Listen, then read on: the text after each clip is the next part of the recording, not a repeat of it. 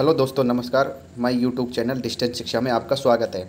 आज हम बात करने वाले सीआरपीएफ ट्रेड्समैन और टेक्निकल एग्ज़ाम 2023 जो कि 3 जुलाई 2023 को फर्स्ट शिफ्ट का एनालिसिस देखने वाले हैं, जो कि क्वेश्चन आए हुए हैं एक्स्ट्रा फैक्ट के साथ।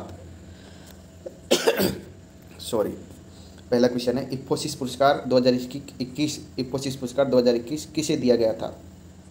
इन्फोसिस पुरस्कार इंजीनियरिंग और कंप्यूटर विज्ञान के क्षेत्र के लिए प्रोफेसर अरविंद को दिया गया था। सामाजिक विज्ञान के क्षेत्र के योगदान के लिए कौशिक बसु को दिया गया था। गणित विज्ञान के लिए चंद्रशेखर खरे को दिया गया था। और भौतिक विज्ञान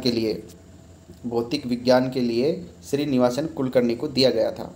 अगला क्वेश्चन, संविधान के किस भाग को मैग्ना कार्टा की संज्ञा दी गई है? संविधान के किस भाग को मैग्ना कार्टा की संज्ञा दी गई है? संविधान का भाग नंबर 3 को मैग्ना कार्टा कहा जाता है। कौन सी कोशिका का विभाजन नहीं किया जा सकता? कौन सी कोशिका का विभाजन नहीं किया जा सकता? तंत्रिका कोशिकाओं का विभाजन नहीं किया जा सकता क्योंकि इनमें सेंट्रोसोम तारक्य नहीं पाया जाता, इसलिए इनका विभाजन नहीं किया जा सकता। अगला क्वेश्चन, लाल कुर्ता दल या लाल कुर्ती दल के नेता कौन थे? लाल कुर्ती दल या लाल कुर्ता दल के नेता कौन थे? अब्दुल गफ्फार खान। लाल कुर्ता दल को खुदाई खिदमतगार भी कहा जाता है। खुदाई खिदमतगार भी कहा जाता है। अगला क्वेश्चन, स्वतंत्रता से पहले गरीबी आकलन समिति में कौन कौन शामिल था? स्वतंत्रता से पहले गरीबी आकलन समिति में कौन कौन शामिल थे, ये क्वेश्चन था। दादा भाई नौरोजी, सबसे पहले बात करते हैं दादा भाई नौरोजी, जिन्होंने poverty and in British rule in India के माध्यम से गरीबी रेखा का सबसे पहले आकलन किया था। उसके बाद सुभाष चंद्र बोस ने राष्ट्रीय योजना समिति का गठन किया। 1938 में राष्ट्रीय योजना समिति का अध्यक्ष पंडित जवाहरलाल नेहरू को बनाया गया था। इस समिति ने गरीबी रेखा प्रति व्यक्ति आय प्रति माह 15 से 20 रुपये आकलन की थी। गरीबी आकलन से संबंधित कुछ समितियां जो इस प्रकार है: वीएम ताड़ेकर और एन रथ समिति जो 1971 में बनी थी। अलग समिति जो 1979 में बनी थी। लकड़वाला समिति 1993 में बनी थी। तेंदुलकर समिति 2009 में बनी थी। रंगराजन समिति 2014 में बनी थी। अगला क्वेश्चन, स्वर्णिम चतुर्भुज योजना कब शुरू की गई थी? पीएम अटल बिहारी वाजपेयी के द्वारा 2001 में स्वर्णिम चतुर्भुज योजना प्रारंभ की गई थी। यह परियोजना चारों दिशाओं में 4 महानगरों को जोड़ती है, जिसकी लंबाई 5846 किलोमीटर है। चारों दिशाओं में 4 महानगर, दिल्ली जो कि उत्तर में है, और मुंबई पश्चिम में है, दक्षिण में चेन्नई और पूर्व में कोलकाता, इन चारों को जोड़ने से स्वर्णिम चतुर्भुज बनता है, जिसकी लंबाई 5846 किलोमीटर है। नेक्स्ट क्वेश्चन देखते हैं। नेक्स्ट क्वेश्चन है ज्योग्राफी से, सैडल पीक कहाँ पर स्थित है? जो सैडल पीक चोटी है वो कहाँ पर स्थित है? अंडमान और निकोबार में उत्तरी अंडमान के द्वीप पर स्थित है। कहाँ पर है? अंडमान और निकोबार में उत्तरी अंडमान द्वीप पर अवस्थित है।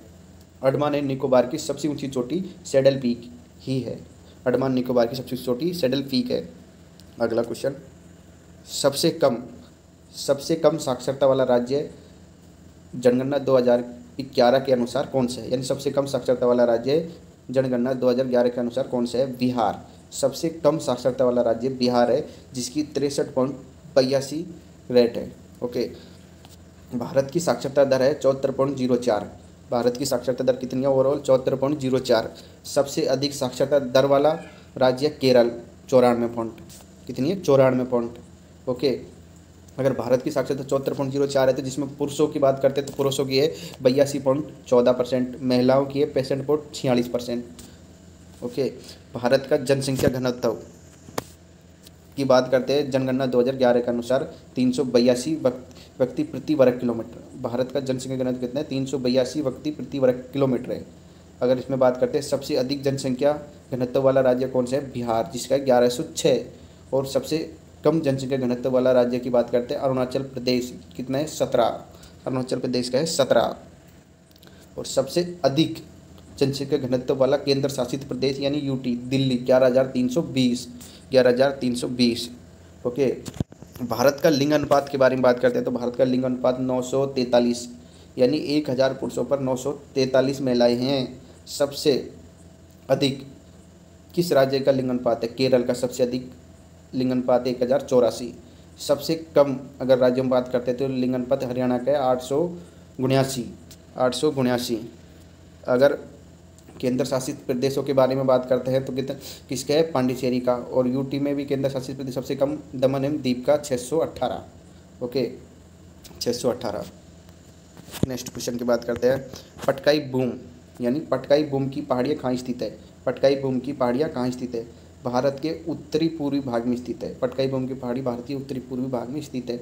पटकाई पहाड़ियों की श्रृंखला में जैंतिया, गारो, खासी पहाड़ियाँ भी शामिल है। Okay, next question.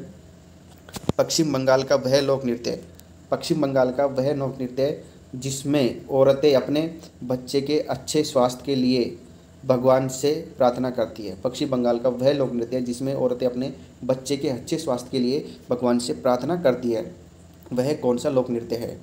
वो वृता लोक नृत्य या वृता नृत्य, इसको बोलते हैं वृता या वृता लोक नृत्य, जो चिकन पॉक्स जो क्या करती है? चिकन पॉक्स जैसी संक्रामक बीमारियों से उबरने के लिए उनकी प्रार्थना करती है। Okay, next question. सांची का स्तूप किस धर्म से संबंधित है? यानी सांची का स्तूप किस धर्म से संबंधित है? सांची का स्तूप बौद्ध धर्म से संबंधित है, जो कि रायसेन एमपी में स्थित है। कहाँ पर स्थित है? रायसेन एमपी में स्थित है, जिसका निर्माण 3वीं शताब्दी ईसा पूर्व हुआ था। 3वीं शताब्दी ईसा पूर्व हुआ था। नेक्स्ट क्वेश्चन है करंट से।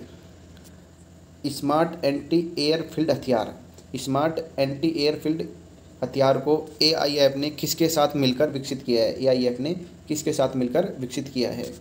किसके साथ? स्मार्ट एंटी एयरफील्ड हथियार को एआईएफ ने किसके साथ मिलकर तैयार किया है? अनुसंधान केंद्र इमारत यानी अनुसंधान केंद्र इमारत आरसीआई द्वारा डीआरडीओ प्रयोगशाला के समन्वय के साथ ने मिलकर इसको तैयार किया है, जिसका 28 अक्टूबर 2021 को एवं 3 नवंबर 2021 को राजस्थान के चांदन, कहाँ से? जैसलमेर के चांदन रेंज से लॉन्च किया था। कहाँ से लॉन्च किया था? जैसलमेर में चांदन रेंज से लॉन्च किया जा चुका है। Okay, next question. पारंपरिक संगीत का एक प्रकार चक्री नृत्य, चक्री किस राज्य से लोकप्रिय है? पारंपरिक संगीत का एक प्रकार चक्री किस राज्य से लोकप्रिय है? जम्मू कश्मीर। कहाँ से लोकप्रिय है? जम्मू कश्मीर पे। चंदेरी का युद्ध कहाँ पर लड़ा गया था? चंदेरी का युद्ध बाबर वर्सेस राजपूतों के मध्य, जो कि राजपूतों की ओर से मेहंदी राय द्वारा लड़ा गया था, जिसमें बाबर की विजय हुई। चंदेरी का युद्ध 1528 में लड़ा गया था। बाबर के द्वारा लड़े गए युद्धों का क्रम इस प्रकार है। पानी खाना चंदर के कर, यानी पानी खाना चंदर के कर इनकी ट्रिक है। यानी पानीपत का प्रथम युद्ध जो 21 अप्रैल 1526 को लड़ा गया था। खानवा का युद्ध 16 मार्च 1527 को लड़ा गया था। चंदेरी का युद्ध 1528 को लड़ा गया था। घाघरा का युद्ध 16 मई 1529 को लड़ा गया था। दिल्ली सल्तनत का संस्थापक कौन था? दिल्ली सल्तनत का संस्थापक कौन था? कुतुबुद्दीन ऐबक दिल्ली सल्तनत का संस्थापक था। Okay, next question. दीवान ए बदगान के पद को किसने शुरू किया था? दीवान ए बदगान के पद को किसने शुरू किया था? फिरोजशाह तुगलक ने।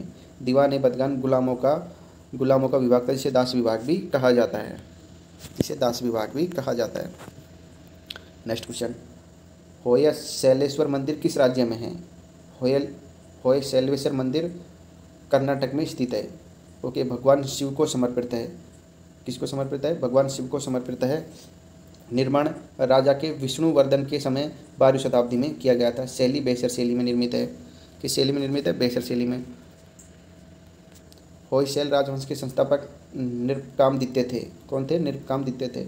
अकाली आंदोलन का संबंध किससे है? अकाली आंदोलन का संबंध सिख सुधार आंदोलन से है। भारत के गुरुद्वारों में सुधार लाने के लिए आंदोलन या अभियान किया गया था। भारत के गुरुद्वारों में सुधार लाने के लिए यह अकाली आंदोलन स्टार्ट किया गया था। अकाली आंदोलन का मुख्य केंद्र बिंदु पंजाब था, जो 1920 से 1925 के मध्य चला था। 1920 के 1925 के मध्य चला था। Okay, thank you for watching my